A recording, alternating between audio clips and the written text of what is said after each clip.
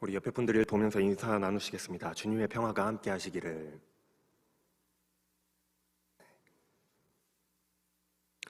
여러분들 얼굴 다시 보니까 좋네요. 다른 사람들은 몰라도 나는 끝까지 피해갈 것이라 생각했던 코로나에 제가 결국 걸렸습니다. 그래서 지난주에 여러분들과 만나지 못했는데 아직도 이제 후유증이 조금 있어서 이게 목이 조금 안 좋고 목소리가 좀 안 좋더라도 여러분들 이해하시길 바래요. 어쨌든 간에 후유증이 조금 있긴 있지만 그래도 살아 돌아왔습니다.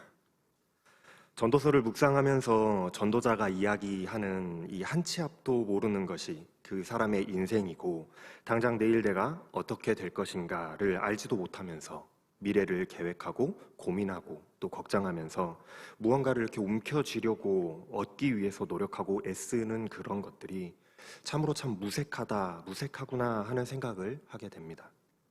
만약 코로나가 아니라 내가 갑작스러운 불의의 사고로 죽게 되었더라면 그렇게 매일같이 끙끙 앓으면서 깊은 한숨을 내쉬며 하나님 앞에 기도하며 내놓으시라고 붙들고 기도하던 그런 기도들, 또 매일같이 고민하던 금전적인 고민과 또 취업과 연애와 결혼에 관한 아직 일어나지 않은 미래에 대한 고민들이 얼마나 쓸데없는 것이었겠는가 하는 생각들을 하게 됐어요. 2주 전에 전도서를 첫 설교를 하면서 여러분들에게 그런 말씀을 드렸습니다. 사람의 인생이라는 것은 참 헛되고 헛된 것이다. 헤벨, 금방 사라져버리는 입김과도 같고 바람과도 같아서 사실 우리가 잡으려고 막 이렇게 노력해봐도 손에 잡았다라고 생각하고 손을 딱 펴봤을 때에 우리 손 안에 남아있는 것이 아무것도 없는 참으로 허망한 것을 쫓으면서 살아가고 있는 것이 인생이고 삶이다라고 말씀을 드렸어요. 그러면서 아직 저는 삶의 경험이 부족하여서 알듯 하면서도 잘 모르겠다라고 말씀을 드렸었는데 사람이 아프면서 아픈 만큼 성숙한다고 세상에 제가 코로나를 한 주 이렇게 걸리고 아프고 나니까 아직도 뭐 다 이해할 수는 없습니다. 다 이해되어지진 않습니다만 이 말씀이 조금은 더 이해가 되는 것 같더라고요. 2주 전에 말씀을 전하고 나서 그날 저녁에 한 청년에게 전화를 받았습니다. 그 청년이 그러더라고요. 목사님, 저는 오늘 말씀을 들으면서 인본주의가 생각이 났어요. 제가 이해한 게 맞을까요? 하는 그런 질문을 했어요. 네, 제가 지난주에 조금 여러분들이 너무 이렇게 이해하기 힘들게 설명을 드렸지 않았나 제 마음이 계속 이렇게 불편했었는데 목사가 아주 개떡같이 이야기를 해도 아주 찰떡같이 잘 알아들었던 것 같아요. 맞습니다. 가만히 생각해보면 우리는 그리스도인이라고 말하고 우리는 하나님의 자녀요, 하나님의 백성이라고 말하면서도 사실 모든 인간은 모든 생각과 행동을 하나님 중심이 아니라 나라는 인간을 중심으로 생각하면서 살아갑니다. 어쩔 수 없는 거죠. 내가 타인이 되어보지 않고서야 아무리 내가 이타적인 그런 삶을 산다고 한들 다른 사람의 생각을 100% 이해할 수 있겠어요? 이해할 수 없는 거예요. 요즘 개 키우는 분들 많으시는데 한번 손 들어 보실래요?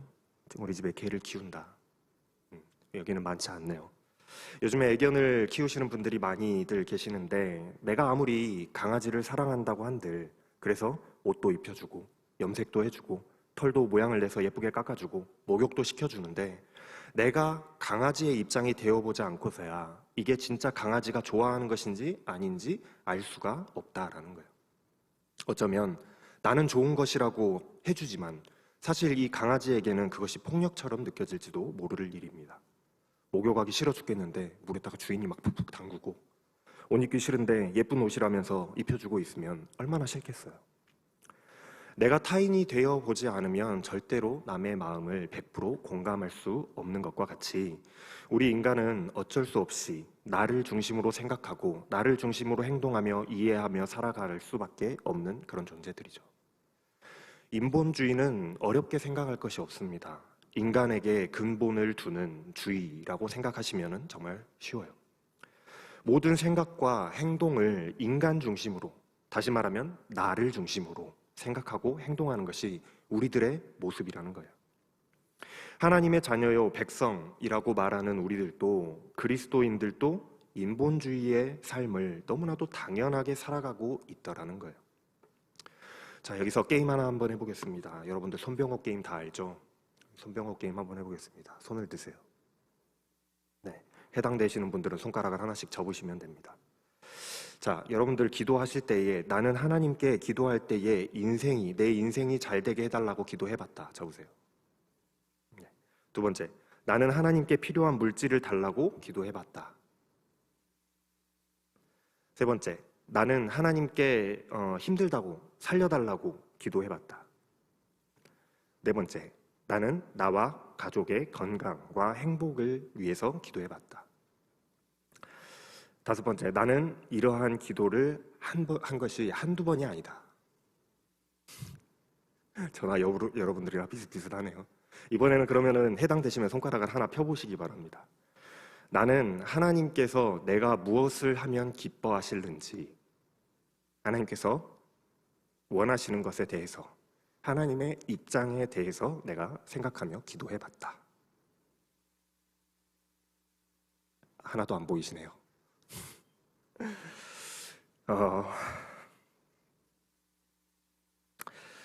우리의 그 소망과 기도를 이제 손 내리셔도 돼요. 우리의 소망과 기도를 가만히 이렇게 들여다보면 늘 하나님께 달라는 게 참 많습니다. 하나님 주세요, 주세요.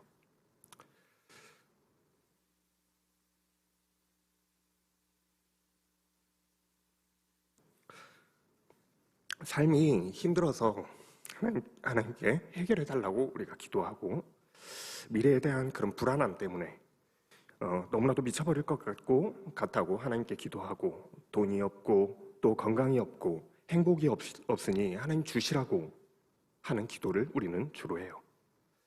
이러한 기도가 나쁘다라는 그런 의미가 아닙니다. 이러한 기도는 나쁜 것이다라고 말씀드리는 게 아니에요. 그런데 부끄럽게도 항상 나를 위해서 뭔가를 내놓으시라 하는 그런 기도는 우리가 많이 하고 있으면서도 한 번도 하나님께서 무엇을 좋아하실까? 하나님께서 내가 무엇을 하나님께 해드리면 하나님께서 기뻐하실까에 대한 기도를 해본 적이 있는가 한번 생각해 봤을 때에 참으로 죄송하고 부끄러운 그런 나의 모습이 돌아봐져서 제가 오늘 설교를 준비하면서도 제가 참 많이 울었어요.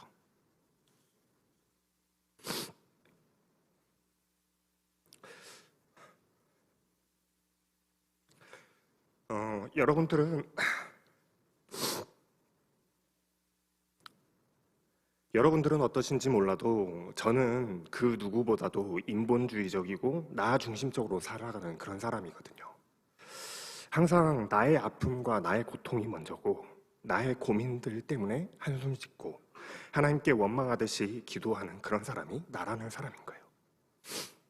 한 사람의 신앙인으로서, 목사가 아닌 한 사람의 신앙인으로서 이러한 욕심을 내려놓아야지 하면서도 손에 움켜쥐고 도대체가 내려놔지지가 않는, 어쩔 수 없는 인간 중심적인 저의 모습이 많이 있더라는 거예요. 전도서의 이 전도자는 인생을 살다 보니 그렇다라는 거예요. 우리는 하나님의 자녀요, 하나님의 백성으로서 이 세상의 것을 나 중심적으로 성취하고 얻고 남기기 위해서 노력하며 애쓰며 거기서 오는 그 스트레스를 받아가면서 고통당하는 그것 자체가, 그런 일들의 자체가 참으로 헛된 일이다라고 전도자는 계속해서 말하고 있습니다. 왜냐하면 우리의 인생의 앞날은 우리가 알 수 없기 때문에 그래요. 이 세상은 창조주 하나님의 뜻과 섭리에 따라서 움직이는 것인데 우리는 그 크고 놀라우신 하나님의 뜻을 다 알 수가 없으니 언제 우리에게 시련이 닥쳐올지, 언제 내가 병들게 될지, 언제 내가 죽게 될 것인지조차 알 수 없는, 한 치 앞도 내다보지 못하는 인생들이라는 겁니다. 그저 우리가 알고 있는 것이라고는 나는 언젠가 그게 오늘일지 내일일지 아니면 10년 후가 될지 20년 후가 될지 알 수는 없지만 언젠가 죽을 수밖에 없는 한계를 가진 인간이라는 사실을, 그것만을 우리가 알 뿐이에요. 언젠가 나는 죽는구나.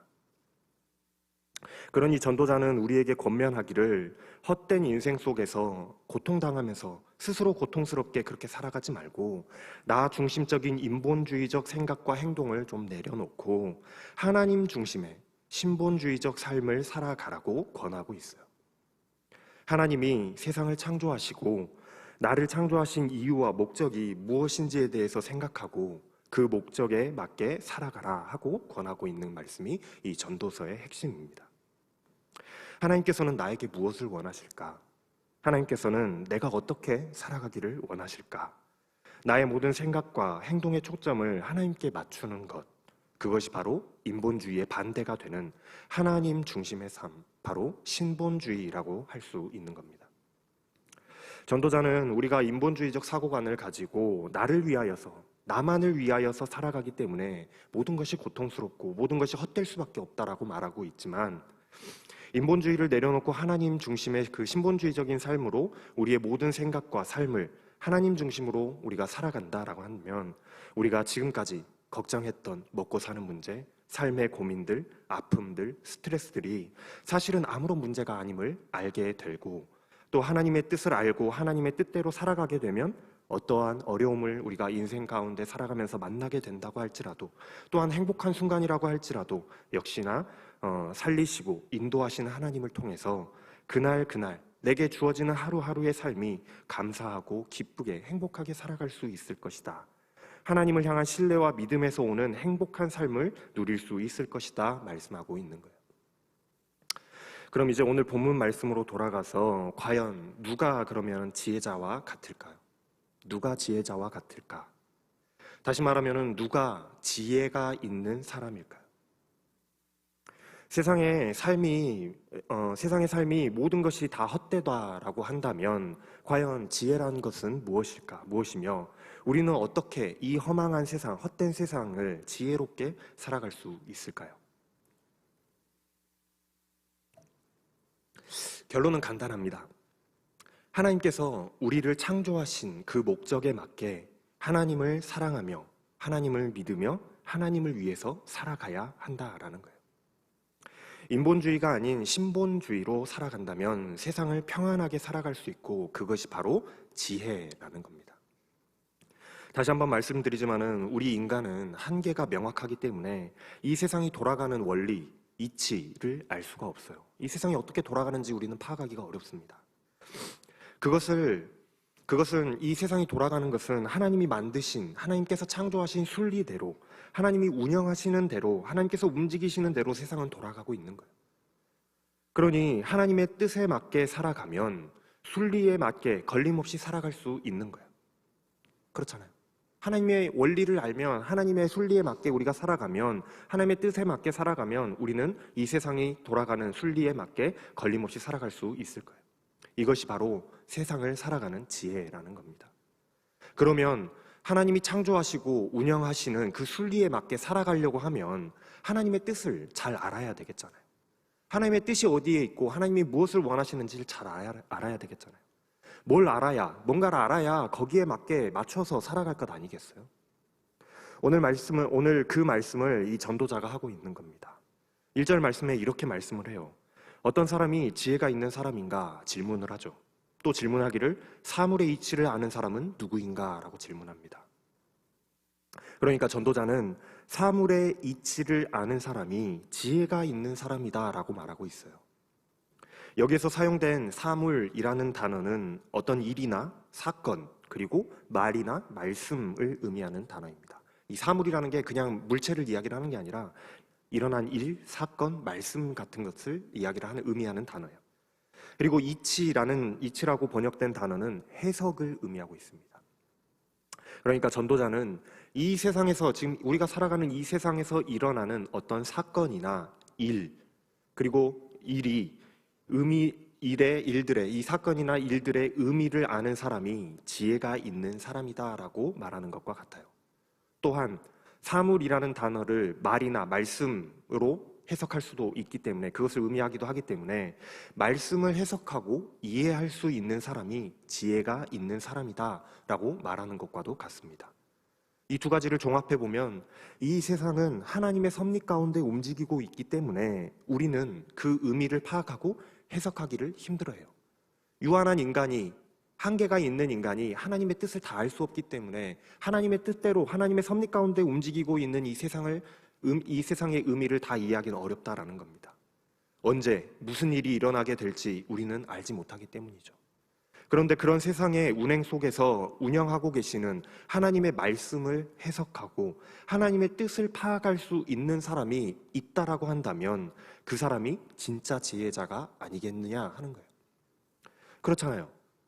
우리는 하나님의 넓은 뜻을 다 이해할 수가 없어서 항상 머리털 쥐어뜯으면서 아파하고 고민하고 왜 이게 빨리 안 되는지 고민하고 아파하는데, 하나님의 뜻을 이해할 수 있고 알 수 있는 사람이 있다라고 한다면 그 사람이 진짜 지혜자일 겁니다. 그래서 전도자는 지혜는 사람의 얼굴을 밝게 하고 굳은 표정을 바꾸어 준다라고 말씀하고 있는 거예요. 전혀 상관없는 같은 말씀 같아 보이지만 다 연관되어 있는 말씀인 겁니다. 앞날을 알 수가 없어서 늘 근심과 걱정으로 얼굴에 어두움이 이렇게 얼굴 낯빛이 어두워져 있으면 얼굴도 실제로 빛이 이렇게 검고 어둡거든요. 항상 불안하고 인상 쓰고 있고 얼굴에 평안이라고는 찾아볼 수 없어요. 제 얼굴 한번 보십시오, 여러분. 제 얼굴 낯빛이 어때요? 어둡잖아요. 세상의 모든 고민과 걱정을 홀로 짊어지고 살아가고 있어서 그렇습니다. 제가 고민과 걱정이 많은 사람이거든요. 그래서 사람의 안면을 얼굴이라고 하는 것은 원래는 순우리말로 얼꼴이라고 합니다. 얼꼴. 얼은 정신을 의미하고 꼴은 모양을 의미해요. 그래서 얼굴이 사람의 정신의 모양, 그러니까 상태를 보여주는 것이다 라고 해서 옛날 우리나라에서 우리 선조들은 얼굴을 얼꼴이라고 했던 거예요. 얼굴이 사람의 마음을 들여다보는 창이다 라고 하는 이유도 바로 여기에 있습니다. 그런데 우리에게 이 세상을 운영하시는 그 하나님의 놀라운 섭리, 하나님의 놀라운 계획을 아는 지혜가 내게 있어가지고 하나님의 무슨 계획을 가지고 계시고 나를 위해서 어떤 일을 계획하고 계시는지를 하나님의 뜻을 알아서 하나님의 뜻대로 살아가는 그런 신본주의의 삶을 내가 살아간다라고 한다면 어떻겠어요? 여러분들 어떨까요? 내 마음에 근심과 걱정이 있을 수 있겠습니까? 없을 거예요. 마음이 평안할 수밖에 없는 거예요. 이미 하나님께서 나를 어떻게 인도해 가실지를 알고 있다라고 한다면 마음이 평안하지 않겠어요? 마음이 평안하고 행복한 사람은 얼굴이 밝아요. 그리고 화사하고 화장도 잘 먹습니다. 그냥 스킨 로션만 발라도 얼굴에 광채가 날 거예요. 그런 얼꼴이 될 수 있다라고 말씀하고 있어요. 하나님의 뜻을 밝히 알면 불안하고 답답함으로 굳어져 있던 우리의 그 사납고 도끼 가득하고 욕망이 가득했던 우리의 표정이 변하여서 부드럽고 광채가 나는 얼굴로 변화된다라고 전도자는 말씀하고 있어요. 여러분들 옆 사람들 얼굴 한 번씩 보십시오. 표정이 어떤지, 얼굴빛이 어떤지 한번 보세요. 옆 사람 보니까 갈 길이 멀다는 걸 아시겠죠? 우리는 갈 길이 멀었습니다. 다시 말해서 하나님의 뜻을 아는 사람이 지혜자고 하나님의 창조 세계의 그 이치와 뜻을 아는 자가 지혜자예요. 자, 그래서 진짜 지혜가 무엇인지를 우리가 알았다면 전도자가 우리에게 이렇게 살아가라고 권면하고 있는 거예요. 왕의 명령에 복종하면서 살아가래요. 그것은 우리가 하나님 앞에서 맹세한 것이기 때문이라고 말씀하고 있습니다. 여기서 왕이라는 것은 1차적으로 여기 전도자, 그러니까 솔로몬 왕을 이야기를 하는 걸 수도 있어요. 왕이라는 것이 1차적으로는 진짜 왕을 말하는 겁니다. 전도자는 우리가 왕의 명령에 복종해야 된다라고 권면합니다. 그 이유가 하나님을 가리켜 맹세하였기 때문이래요. 그런데 여기에서 주어가 없어요. 왕이 하나님께 맹세한 건지 아니면 백성들이 하나님께 맹세한 것인지 알 수가 없다라는 거죠. 그러나 이 두 가지 모두의 의미가 포함되어 있는 것 같아 보입니다. 이스라엘의 왕은 하나님의 대리자예요. 하나님의 대리자로서 하나님으로부터 기름 부음 받아서 하나님과 계약한 인물입니다. 그리고 백성들은 하나님 앞에서 이 사람을 우리의 왕으로 믿고 따르겠다라고 맹세를 했죠. 그러니 왕도 하나님께 맹세한 것이요 백성도 하나님 앞에서 맹세한 것이 되는 거예요. 그래서 백성들은 왕의 말씀을 하나님의 말씀처럼 여기고 따라야 하며 왕은 하나님의 말씀을 하나님께 받은 대로 대리자로서 하나님의 말씀을 따라서 살아갈 수 있도록 백성들을 이끌어 가야 되는 거예요. 결론은 하나님이 말씀하시는 뜻을 아는 것이 지혜이기 때문에 너희는 왕이신 하나님의 말씀을 따라서 살아가는 그런 신본주의의 삶을 살아가라. 그것이 바로 지혜로운 삶이다라는 걸 말씀하고 있는 거예요. 하나님께 말씀을 받은 왕의 명령을 지키며 살아간다는 건 결국 하나님의 말씀을 따라서 살아간다는 거잖아요. 그래서 하나님의 말씀을 지키며 살아갈 수 있는 그런 신본주의의 삶을 살아가는 사람들이 되어야 된다. 그것이 바로 지혜로운 삶이다 라고 말씀하고 있는 겁니다. 그래서 왕이 싫어하는 일을 고집하지 말라고, 왕이 싫어하는 일을 고집하지 말고 마음에 안 든다라고 해서 왕 앞에서 그냥 뒤돌아서 떠나버리지 말라 하고 말씀하고 있어요. 아니, 하나님이 아니라고 하시는데, 하나님이 아니라고 하시는데 이 세상을 창조하신 주인이신 하나님께서 그것이 아니라고 말씀하시는데도 내가 도대체 뭐라고 거기에 이건 이렇게 하는 게 맞는 것 같다고, 하나님 그거 아닌 것 같아요, 이게 맞는 것 같아요 라고 저건 저렇고 이건 이렇게 해야 합니다 라고 말할 수 있는 사람이 누가 있겠냐라는 거예요. 왜 하나님 앞에서 내가 맞다고 고집을 부리느냐는 겁니다. 그렇게 말한다면 여전히 하나님의 뜻을 모르고 나의 생각과 사고로 살아가는 사람일 수밖에 없어요. 하나님의 뜻을 해석하지 못하고 거스르는, 하나님의 뜻을 거스르는 지혜가 없는 사람일 수밖에 없다라는 겁니다. 왕의 말은 곧 최고의 법이잖아요. 옛날에도 그랬고 왕의 말은 최고의 법이었습니다. 그래서 누가 감히 왕에게 왜 그렇게 하십니까? 그건 잘못된 것입니다 라고 말할 수 있는 사람이 어디 있겠어요? 그런 사람은 없습니다. 세상 왕 앞에서도 그렇게 말하면 목이 날아갈 판인데, 세상 만물의 주인이신 하나님께서 마음대로 하시겠다라고 하는데, 하나님이 원하시는 대로 세상을 운영하시겠다라고 하는데, 나는 나 중심으로 생각하다 보니, 인본주의로 생각하다 보니 하나님 그건 아니잖아요, 그렇게 하면 안 됩니다라고 반대할 수 밖에 없다는 그 사실을 우리는 알아야 된다는 거예요. 그건 지혜가 없는 행동이라고 하는 겁니다. 왕의 명령에 따라서 살아야 되는데, 그래야 목숨을 부지할 텐데 하나님의 명령에 노라고 외치는 순간 지혜 없는 행동을 하는 거잖아요. 왕의 명령을 지키지 않으면 징벌을 받고 죽을 수밖에 없기 때문입니다. 반대로 왕의 명령을, 왕이 팥으로 메주를 쓴다라고 할지라도, 만들어 와라고 할지라도 그게 맞다라고 생각하고 그 명령을 그냥 멍청한 짓 같아도 한다라고, 수행한다라고 한다면 오히려 안전하고 왕에게 칭찬받고 상을 받게 되는 거예요. 정말로 지혜가 있는 사람이라고 한다면 때와 판단을 분별할 수 있는 사람이기 때문입니다. 때와 판단을 분별한다라는 것은 지혜 있는 사람이라면 상황을, 왕의 말씀을 잘 알아서 분별할 수 있기 때문에 언제 어떻게 그 일을 해야 할지를 판단할 수 있는 사람이라는 거예요. 그러니 어떤 사람이 여러분들 지혜 있는 사람입니까? 하나님의 뜻을 잘 아는 사람이 지혜자인 거예요. 하나님의 뜻을 잘 아는 사람이 지혜자인 겁니다. 하나님의 뜻을 잘 알게 되면 자연스럽게 하나님의 뜻에 맞게 살아가게 될 것이고, 언제 그 일을 하는 게 적절한지 하나님의 뜻을 알기 때문에 적절한 때를 기다릴 수 있게 되는 거예요. 판단하게 된다라는 겁니다.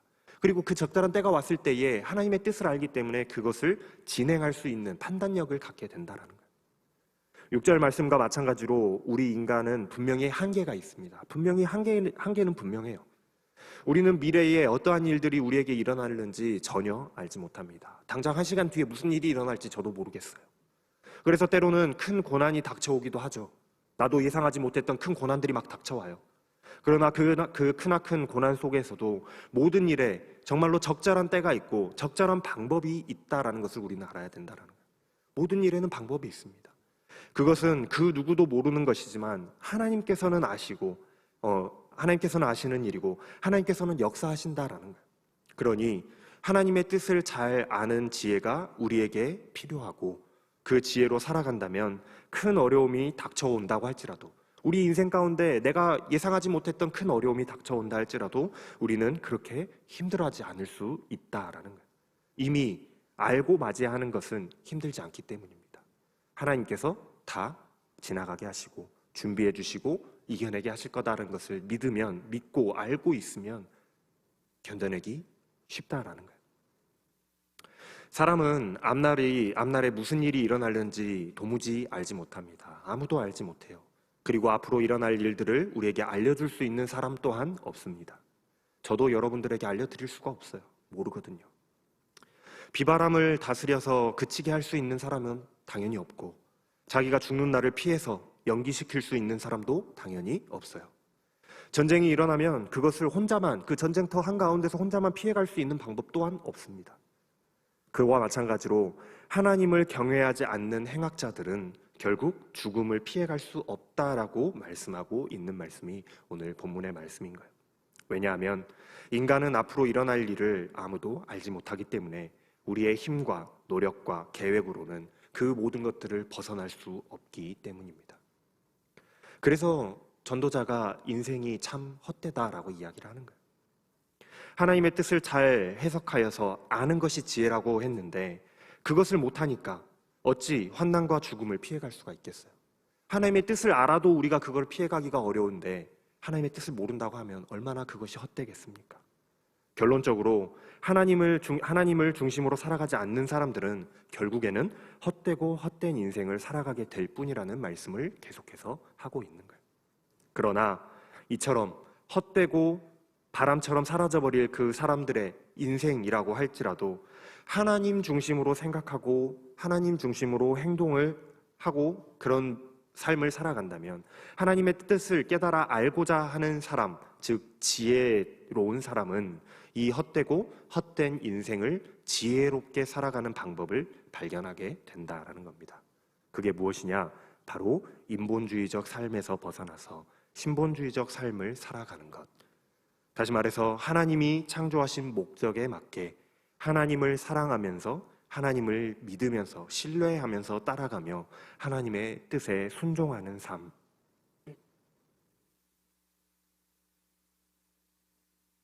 하나님의 백성으로서의 삶을 그렇게 살아가는 것이 헛되고 헛된 인생, 헛되다고 하는 그 사람의 인생을 복된 인생으로, 헛되지 않은 인생으로 살아갈 수 있는 방법이라는 거예요. 사랑하는 여러분, 저를 포함해서 여기에 계신 여러분들 모두 한 분도 빠짐없이 우리가 나 중심적인 인본주의적인 그런 삶이 아니라 하나님이 중심이 되고 주인이 되시는 그런 신본주의적인 삶을 살아가야 한다는 것을 우리는 너무나도 잘 알고 있습니다. 왜냐하면 우리는 그리스도인들이기 때문에 알고는 있어요. 그러나 그것이 너무나도 어렵고 잘 안 되는 것이라는 것 또한 너무나도 잘 알고 있는 사실이죠. 어쩌면 우리가 평생을 살아가도 잘 안 될지도 모릅니다. 완성하지 못할지도 몰라요. 나를 내려놓고 하나님으로 채우는 삶을 살아가는 것이 마치 유니콘과 같이 전설에나 등장하는 그런 삶일지도 몰라요. 정말 그럴지도 모릅니다. 그러나 알고 있는 것과 모르고 있는 것에서는 큰 차이가 나죠. 알쓸신잡이라고 알아두면 쓸데는 없는데 신비한 잡학사전과 같이 사실상 불가능하고 어려울지는 몰라도 알아두면 언젠가 다 도움이 될 날이 있을 거라는 거예요. 아는 것과 모르는 것은 분명히 다르니까요. 사랑하는 여러분, 우리는 너무나도 잘 알고 있습니다. 내 힘과 내 노력으로 인생을 살아간다라는 것이 얼마나 힘들고 어려운 일인지 너무나도 잘 알고 있어요. 얼마나 스트레스 받고 고통스러운 일인지 너무나도 잘 알고 있습니다. 한 살 한 살 나이가 먹어갈수록 그것들이 더 뼈저리게 느껴져요. 그러나 그렇게 고통당하며 달려가는 인생길이지만 어느 순간 멈춰서서 우리가 돌아보면 피어나는 그 안개, 입김을 잡으려고 했던 것과 같이 손안에 남는 것이 아무것도 없는 그런 허망한 인생이라는 사실을 우리는 깨닫게 됩니다. 그것이 바로 인생이라는 거예요. 그렇게 허망한 인생이라고 한다면, 그렇다라고 한다면 우리는 이런 허망한 인생을 조금 더 지혜롭게 살아갈 필요가 있습니다. 조금 더 지혜롭게 살아야 돼요. 하나님의 뜻을 깨달아서 알고 하나님이 나를 창조하신 그 목적대로 하나님이 이끄시고 인도하시고 보여주시고 먹이시고 입히시는 그 매일매일의 하루하루의 순간들 속에서 내일 일을 비록 우리는 알 수 없지만 매일 내게 주신 그 일상 속에서 그저 하나님의 뜻대로 감사하며 기쁨으로 살아가는 것이 우리의 인생 속에서, 허무한 인생 속에서 헛됨을 느끼지 않고 복됨으로 살아갈 수 있는 길인 줄 믿으시기를 바랍니다. 기도하겠습니다. 사랑의 하나님, 인본주의적인 그 삶의 방식으로 나를 중심으로 나를 위하여서 나의 것을 쌓고자 노력하며 달려가는 인생이 얼마나 허무하고 허망한 것인지, 손 안에 남겨진 것이 아무것도 없음을 불현듯 나의 손을 펴보고서야 깨닫게 됩니다. 하나님, 이제는 우리의 삶의 방식이 하나님을 사랑하고 하나님을 믿으며 하나님의 뜻에 하나님의 뜻을 원하고 하나님의 뜻에 맞게 살아가는 신본주의적 그런 삶이 되게 하여 주시옵소서. 그래서 이 허망하고 헛된 인생 속에서 허무로 가득한 그런 삶이 아니라 기쁨과 감사로 가득한 우리들의 삶이 되게 하여 주시옵소서. 그 진리를 깨닫는 지혜자들이 다 되게 하여 주시옵소서. 감사를 드리며 우리 주 예수 그리스도의 이름으로 기도합니다. 아멘. 일어나셔서 결단에 찬양하시겠습니다.